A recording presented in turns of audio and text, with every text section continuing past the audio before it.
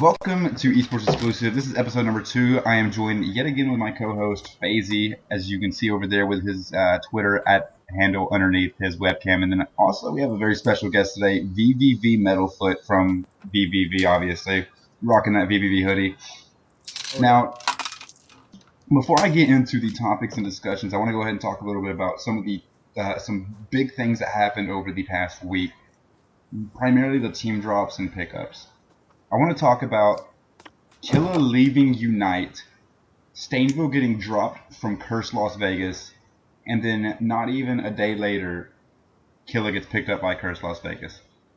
So, in your opinion, Metalfoot, with this new 3-man squad from Impact, how do you feel about this new Curse Las Vegas squad? I feel like Curse Las Vegas, they'll be a huge impact at UMG Philly. But at the same time, I feel like they're riding too much on like the old team. Yeah, the old team was extremely effective when they were with Impact COD, but I think it's time for a change. Like Killa is just like no matter what team he goes to, there's always mad drama. I feel like he'll bring the team down once again, like it has with every other team he's been with. Yeah, I agree. I mean, I was watching the stream earlier today, and Parasite and Killa were already arguing, and Parasite was already yelling at Killa.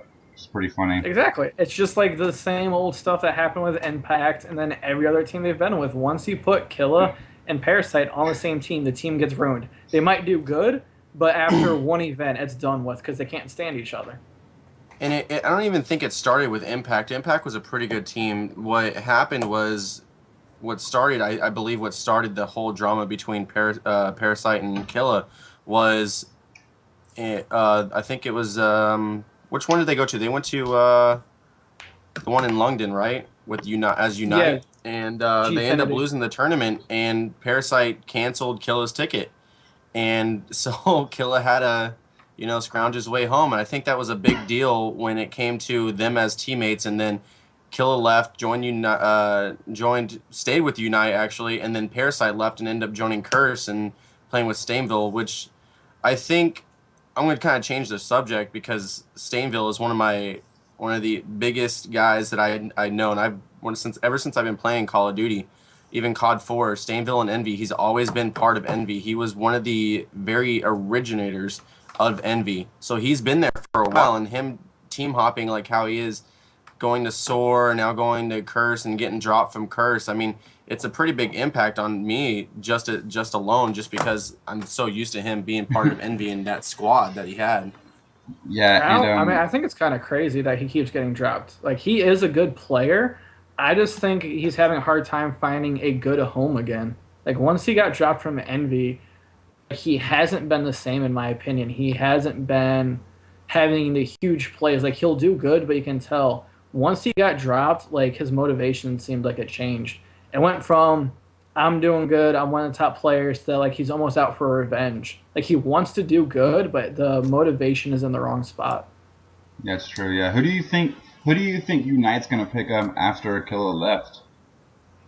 I don't know. Like there really isn't in my mind that many top talent free agents. I mean, you could go with some of the top AMs, which I think would be very interesting to see. Yes. Because, in Black Ops 2, it was the game of AMs. Like, so many AMs bursted out on the scene, made big plays, made top teams. I almost want that to continue. But at the same time, like, there's no names that truly stick out that would fit with that squad. And with Stainville getting dropped out of Curse Las Vegas, where do you think Stainville is going to end up? Do you think Stainville is going to remain a free agent until like a week before Philly? Like I've seen most either top amateur, free agents or pro free agents, they normally stay free agents until like a week before the event. So do you think that's going to happen with Stainville, or do you think somebody is going to make a big play and drop somebody to pick him up? I think it would be in his benefit to stay a free agent. Because if you stay a free agent, that gives you more time to look around at teams. Teams look at you, and you could kind of feel like what squads you'd actually have an impact with. And if he just rushes into a team or an organization, I feel like he'll just be there for UMG Philly, then leave. There won't be any long-term, or it won't be that good of a team. And I also think it's just the game itself. I mean, the game's changed, especially within the past year, maybe year and a half. We've went from Call of Duty Black Ops 2 all the way to Ghost, and then before that, people are still trying to work with Modern Warfare 3, and just going from back to back on completely different games kind of throws off a lot of players. I mean, especially since Ghost just came out, and now they're already putting it back on the scene and replacing Black Ops 2. I mean, it's kind of an interesting thing on just how the game style has just changed, just like that, and then everyone's going to have to kind of adjust to that. I agree. Yeah, that's a problem with Call of Duty, though. It's like every year it's a different title. If you look at some of these other top games, like especially like when it comes to Twitch or like an MLG, like it's been like a year and a half to 2 years normally before they had switched. Call of Duty, it's every 11 to 14 months. It's a new game, new maps, new gameplay, new style, and a lot of these players are having a hard time converting. I mean, look at the way Stainville plays, especially him. Like Modern Warfare 3, he was one of the top dogs. The beginning of Black Ops 2, he was still good, and now in Ghost, it's like he can't find his niche from the way that the gameplay style is based in Ghost.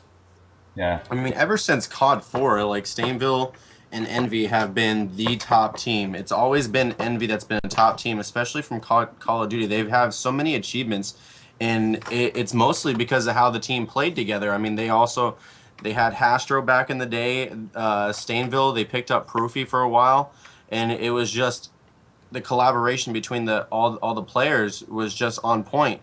And now the fact that everyone's trying to switch everything up, especially when Impact beat Envy and COD champs. I mean, it ended up having to go to last game because Envy beat Impact, taking their first loss in any LAN tournament since they started. And I think it kind of threw off a lot of the teams on, especially how Impact kind of rised above on their ego, and you notice that everyone started to hate Impact because of how they acted during tournaments. Yeah, you can gloat and everything, but I mean, once you're getting up and trying to get in someone's face like you're above them, it really kind of takes the fun out of it as a team. Oh, it really does, and especially as fans, we're not going to take that. I mean, look at when who was it?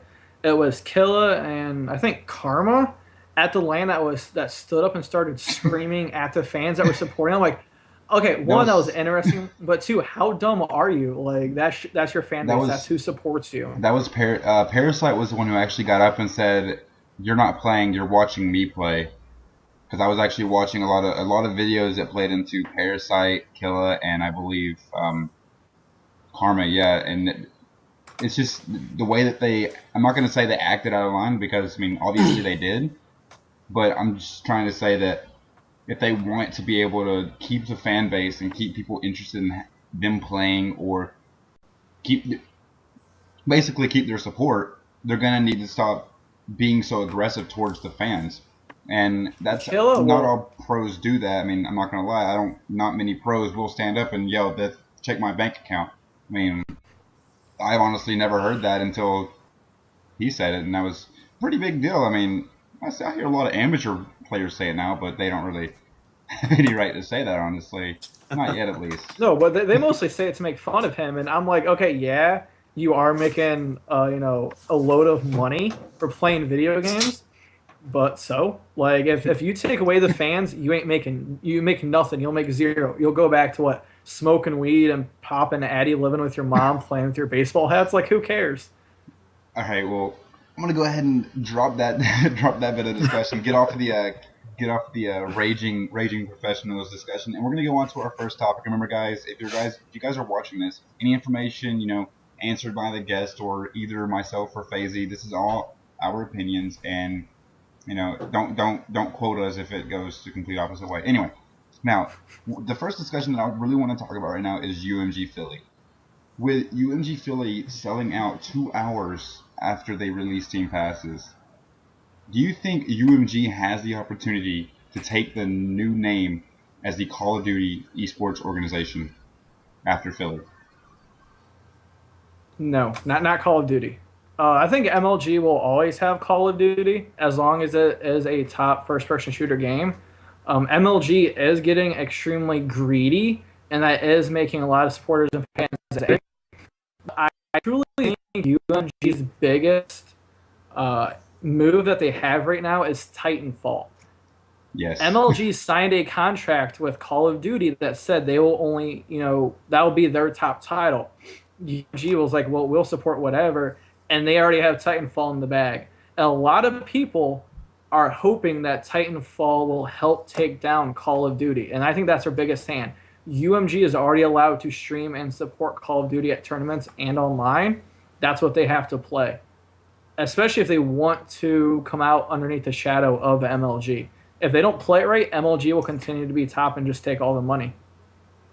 Okay, so how do you feel about UMG Philly? Like UMG Philly, I mean, it seems like it's going to be a huge tournament, especially for Call of Duty Ghosts, seeing as, it's a couple months after the release of the game, not a couple weeks like MLG Columbus was. Do you think UMG Philly is going to have a big impact on Call of Duty Ghosts in the esports community, or do you think it's going to just be one of those tournaments that people go to and wait for the next MLG event? Well, one, UMG Philly, I already have a major problem with it. It's the fact of how close it is to the holidays. Like, it's 3 days after New Year's? Like, to me, I don't think that is good timing. UMG UMG Philly in January, great. Like, go to like the second or third weekend. But the weekend right after the holidays, horrible. So many people will get screwed over, and the amount of money that they have to spend, it's unreal. But when it comes to actual Call of Duty, I think it will be huge, especially with some of these major roster changes. An example, Stainville getting dropped and, Killa getting picked up. There will be a lot of competitiveness, especially with Cole almost getting beat by TK in that MLG, final match. And then you have amateur teams like Just Us that surprised everyone by taking out the top teams. Like, honestly, who would have thought before that tournament that Just Us would go that far into the tournament, taking down who they did? That's true, and that's the same thing I was thinking about Primal too. Primal and I believe it was just a couple of the other all Halo Pro team, which was a huge thing for Halo. But I know FaZe has something. Well, you got to think. A lot of people think Just Us is just a random team. I mean, you got to think of who they used to play for. I mean, a lot of it was from Hex P. So you have Trip and Chino that also played from Hex P, and playing main stage. So they're kind of used to that. I haven't really watched Study or who's the other person on there on Justice. So you got Chino. Oh, Gucci.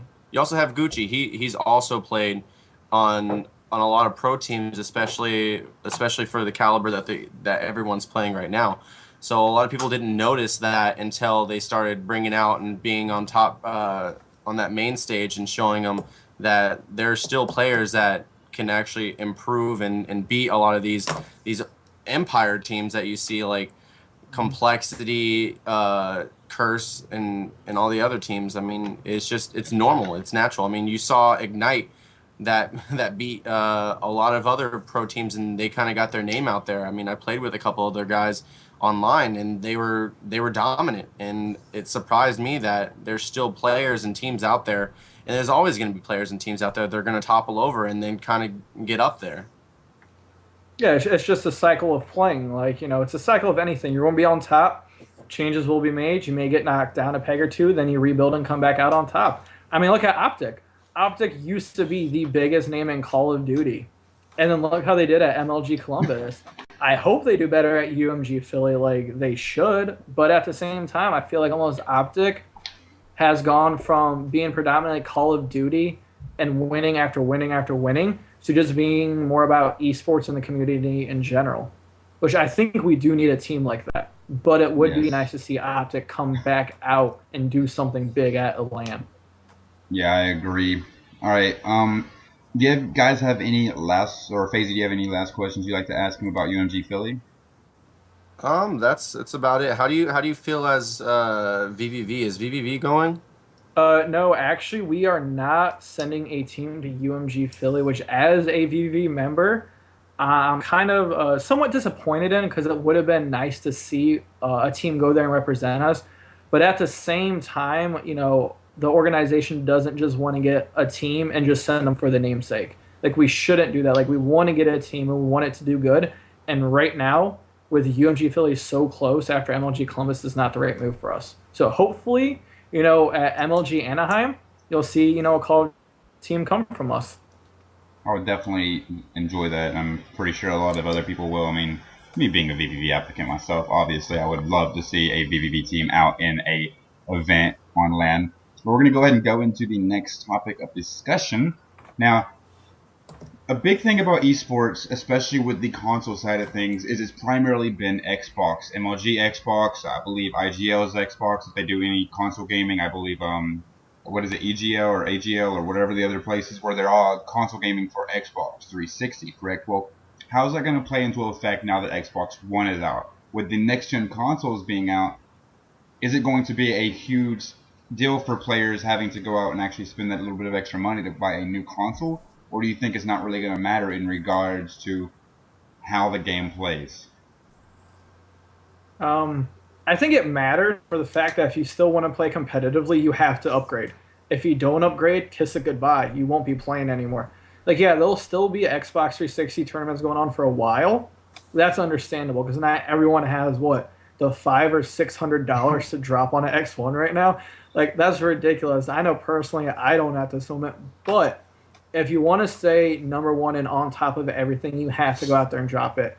Gameplay wise, I don't know if it really be that much of an impact going from the 360 to the Xbox One, but the Xbox One will have an impact on how competitive games are played, whether it will remain an Xbox and Microsoft title, or whether PlayStation will earn it back with it actually having a gaming console instead of the Xbox One being an entertainment system.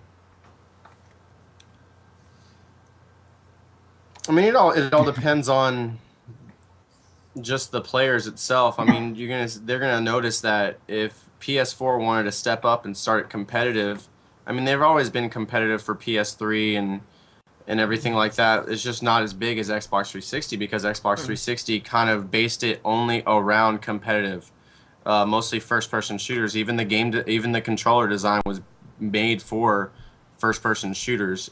Other than PlayStation 3, where it was kind of made for RPGs and possibly just those fun play games. And it all depends on the feel of how people get used to it. And if they start feeling that PlayStation 4 is totally up for taking the grab for being that competitive console like Xbox 360 was, then I can totally see it being changed. But it all depends on the people. And it does. And right now I haven't played either. Which I should be able to in a weekend or two. I should be playing, a friend's PlayStation 4. But just from reading about it and doing my research, it honestly seems like PlayStation 4 right now, it may not have the exclusive titles like Titanfall or anything, but I feel like in the future, PlayStation 4 has a good possibility of being the competitive console because Xbox and Microsoft went to being an entertainment system. And a lot of the top competitors and MLG are getting both to be safe, and I think that's a very smart move. Now, one thing I'm really not looking forward to is if there's going to be any tournaments. Like, I know there's probably going to be some people who will do tournaments for Xbox with Xbox Ones and everything. I'm waiting for the day where there's somebody posting on Twitter saying, I went to a tournament and said Xbox Snap in every Xbox Snap. How do you feel about that? With the Xbox being like a voice control thing, obviously you need your Kinect and everything. I'm pretty sure you need your Kinect, if I'm not mistaken. You need your Kinect and everything. But with Xbox One being, as you said, an entertainment system over a gaming console, why would Microsoft go that route if they had that contract with MLG? The way that go ahead. No, go ahead. All right, because the way I see it, Microsoft is going for the next generation. Like, besides like the next gen console, instead of being like here in this box, they're out here. They want the console to last another 10, 15 years, almost like what? The 360 has been around for 9 years or so? Something like that. Big, like, I think so, but I think big, like, almost around a decade. I know it's been around for a while, but Microsoft wanted the Xbox One to be the console of the future, which is why they made an entertainment system, because everyone wants everything in one thing. Look at all the tablets, the smartphones, Thank you. the laptops. Like everyone wants it all into one thing, and that's what Yeah. Microsoft took. They like were like, all right, well, instead of a console and a DVD player and a TV, they all made it into one. Yeah, that's nice for entertainment, but as a competitive gamer, I want a gaming console. I don't need all those other features. I truly don't. I don't want that. I don't want my Kinect on 24/7. Like I personally don't need that. There's no reason why a competitive gamer would need those features. So Yeah. PlayStation was smart. They made it for the gamer core, while Microsoft made the Xbox One for the entertainment future. Now, which one will win? I don't know. To me, as a gamer, I almost want to go to PlayStation, almost. But I have so much into Xbox right now. I don't know if it's worth it. I have to wait and find out. I'm not gonna lie. I heard it's been announced actually from Sundance himself that MLG will be going to Xbox One next year. So the reason I don't want to go to PlayStation, honestly, is because the controller looks and feels. I mean, there's a huge middle piece, like this big in the middle, that is just bulky. It seems it just seems too wide to me, in all honesty. I mean, that almost looks like the Xbox One controller. Like the Xbox 360 controller, I loved. I would have never changed it. Yeah. I've never had a problem with it. And honestly, if you look at an Xbox One controller, it looks like they try to do too much with it. It looks too heavy. It looks too clunky. I don't know. It's just a matter of your personal feel and how it will, advance the way you play. Like I know my 360 controller, I have squid grips. Like I love squid grips. It helps me play. Now, when it comes to holding an Xbox One controller with how bulky it is and how they redid the triggers and how they made, the right and left top button extend farther, will it make you hold the controller different? And then how will claw gameplay come into it? Will claw even be that big of a thing anymore? Yeah, and just to throw one, because you added claw in, Scumpy from Optic actually made a video describing how he does his claw going from the Xbox 360 controller to the Xbox One controller. He says it's a little different in his opinion, because there's a little bit more of an arch with his finger, but he says that it still plays close to the same. The only issue is there's a little bit more you have to do to be able to go from A to B to Y to X. So in that feeling, yeah, I could understand where you're coming from with that. I appreciate Middlefoot. I appreciate you coming out this evening, I should say, to talk with eSports Exclusive. To give us a little bit of your insights and everything. Remember, guys, if you don't already follow him, his Twitter information is underneath his webcam right there. I'm pointing to it. You can go follow him, and you can also go follow FaZe, who is on the other side of him. Point down, FaZe, in the center of your webcam. Point down, right there. There it is. And you can follow my Twitter right there. And you can also follow the eSports Exclusive Twitter, which you can see the Twitter up there. I can't wait for you guys to see this new awesome overlay that we got specifically for our talk show from iRate Designs. If you're not following them, their link will be in the description below, as well as all of our links. I really appreciate you guys coming out and taking the time to watch this. Remember to hit that like, subscribe button, and also remember to go to VBB and tell them how awesome Metalfoot is for coming on our show. Definitely, this was a great time. I appreciate I'm glad I got to come out. Well, guys, I really appreciate you guys coming out to watch. Remember, I'm Josh, that's Metalfoot, and that's FaZe. This is eSports Exclusive.